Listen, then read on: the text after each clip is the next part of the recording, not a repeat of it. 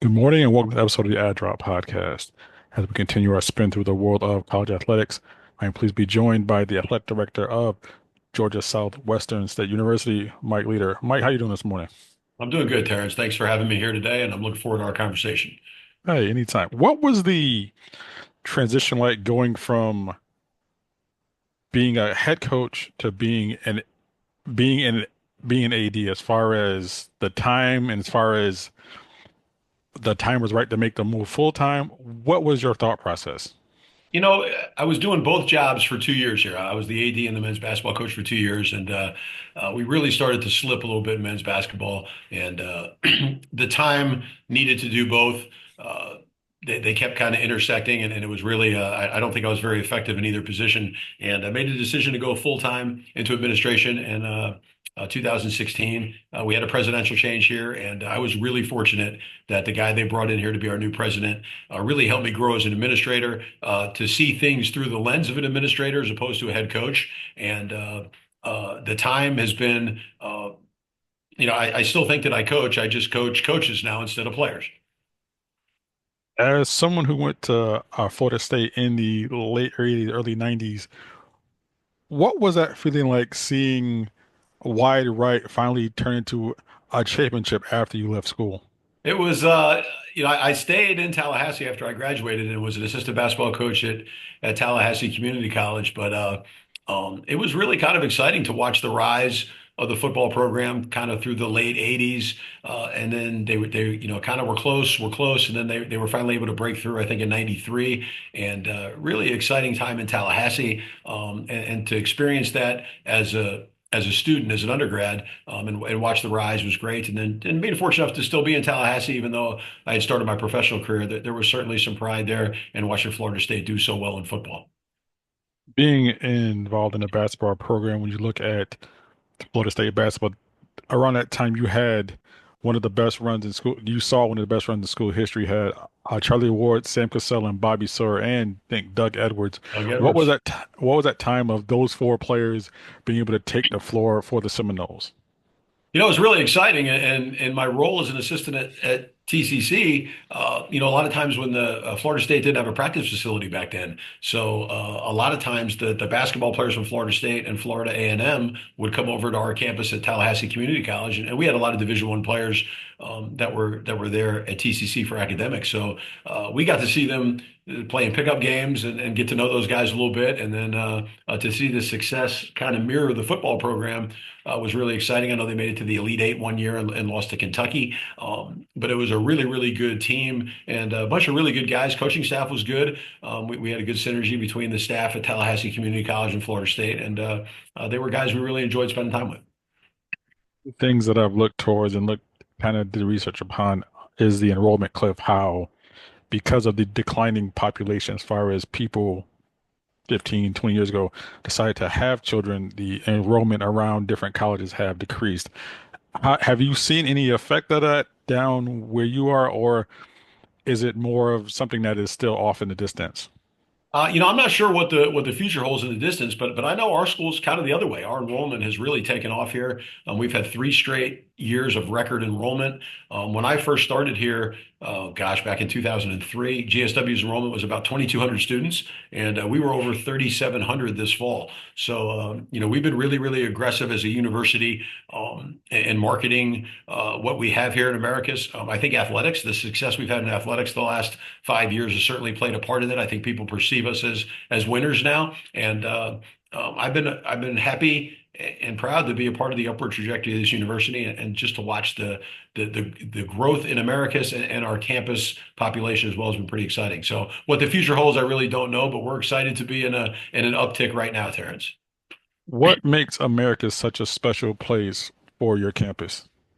Yeah, I think the synergy between the campus and the community. The folks here in Americus, we have about 17,000 people that live in the city. There's about 30,000 in the county. And I think that they understand the importance of what Georgia Southwestern does for this community and what it does for the region, what it does for Southwest Georgia in general. And it's a prideful community. I think the folks here are hardworking. I think they take a lot of pride in everything that they do. And they're very, very supportive of not just the athletic department here on campus, but of the entire university. And I think that they see value in having, a 4-year regional public institution right here in Americus.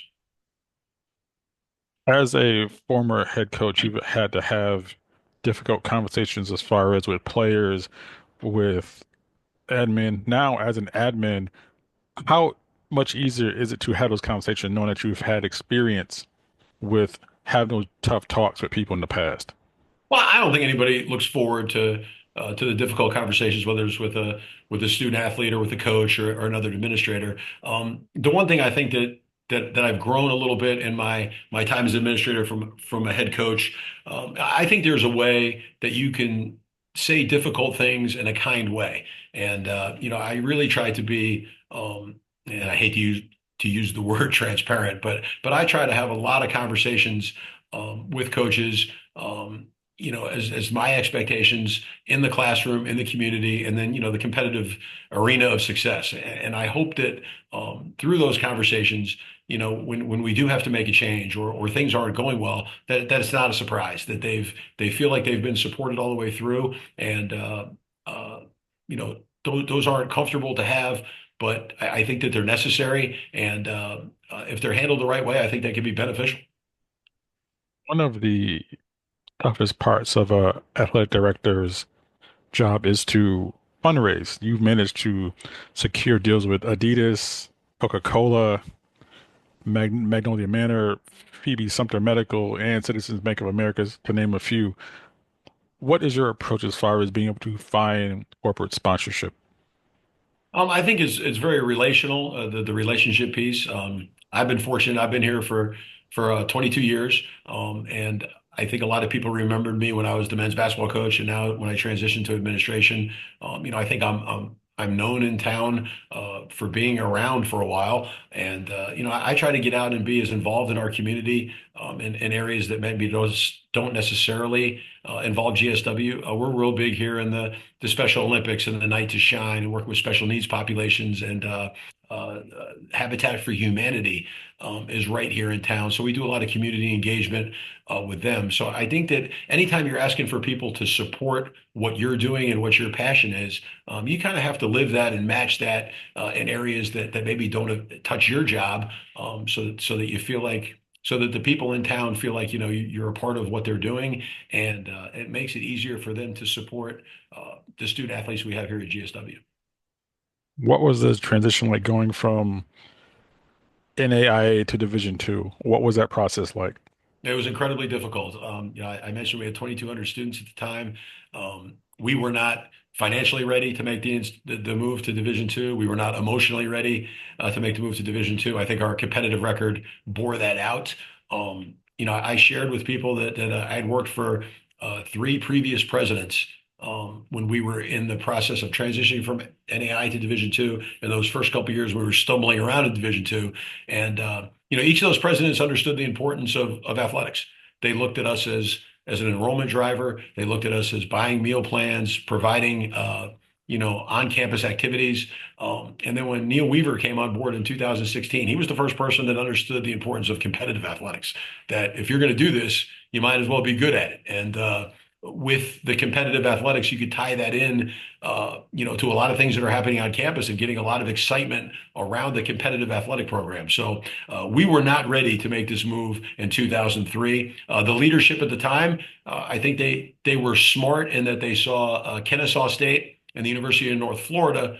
They kind of outgrew the Peach Belt. They went Division One. The University of North Georgia was 1 year ahead of us in going Division Two. And the president at the time thought, we might not be ready to do this, but if we don't take advantage of this opportunity now, when we are ready to jump, there might not be a league to go to.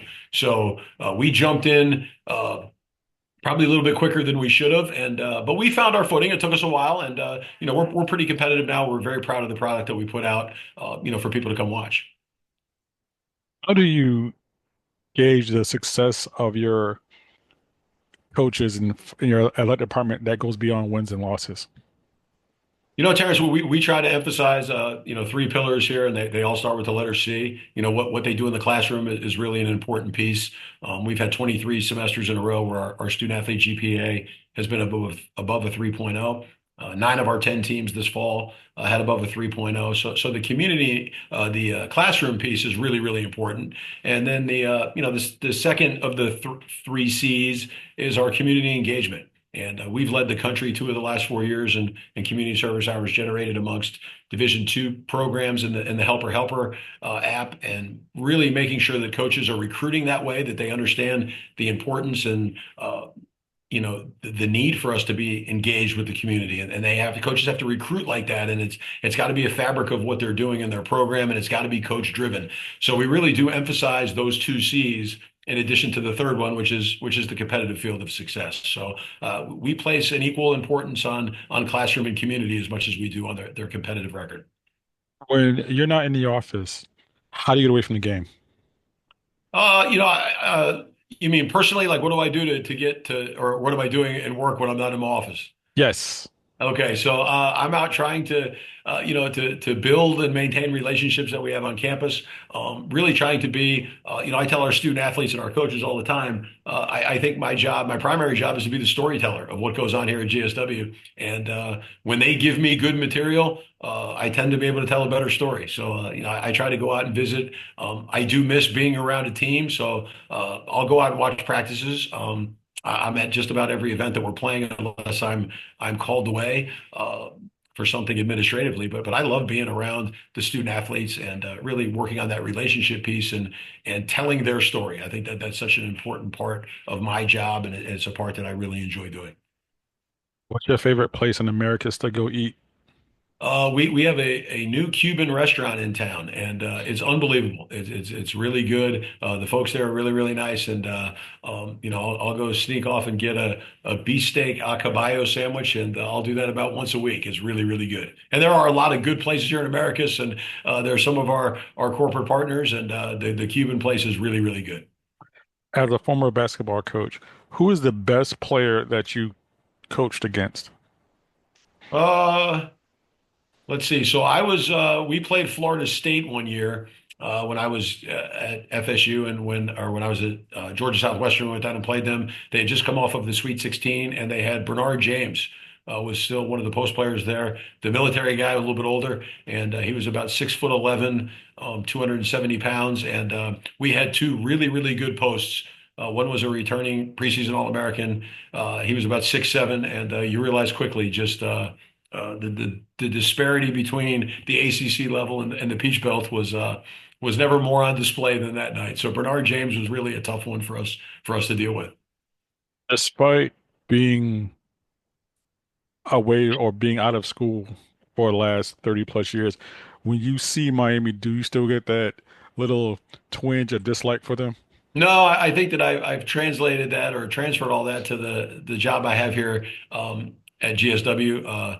I'll get teased a little bit about Florida State losing, and I tell people all the time, I don't care how many games they lose as long as we're winning. But I am happy for their success.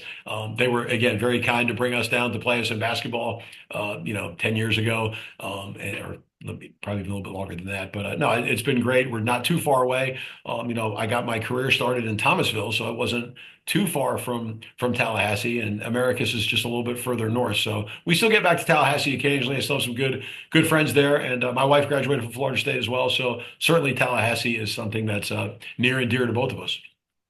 He is the director of athletics for Georgia Southwestern University, Mike Leeder. Mike, thank you so much for joining us on this episode of the AddDrop Podcast. Thanks, Terrence. I enjoyed it. Thank you very much.